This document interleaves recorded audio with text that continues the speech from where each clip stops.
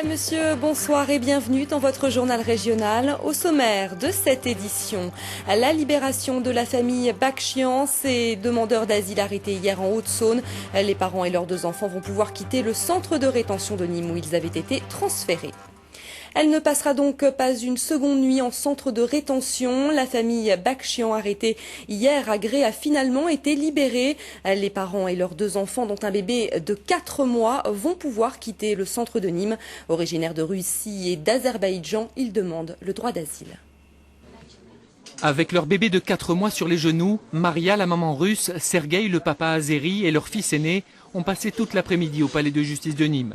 Des heures d'attente et finalement la délivrance. Le juge des libertés et de la détention a tranché. La famille en situation irrégulière peut quitter le centre de rétention de Nîmes. Et je ne peux que me féliciter de la décision du juge des libertés qui aujourd'hui sanctionne l'atteinte portée à l'article 3 de la Convention européenne des droits de l'homme. Nul ne peut être soumis à des traitements inhumains et dégradants.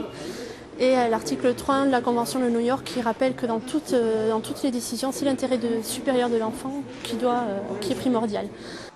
Le cas de cette famille russo-azérie installée à Gré en Haute-Saône depuis 2 ans a ému les associations d'aide aux étrangers. Elles dénoncent en particulier les conditions de leur interpellation à l'aube hier matin.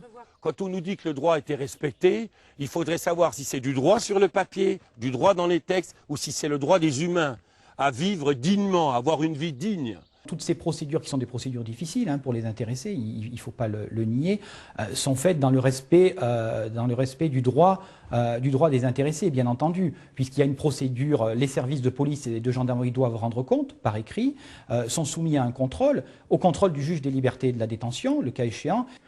Un contrôle que le juge nîmois a exercé. Arrivé hier après-midi à Nîmes, la famille n'aura passé que quelques heures au centre de rétention. Pour autant, l'affaire n'est pas terminée. L'État peut encore faire appel dans les heures qui viennent.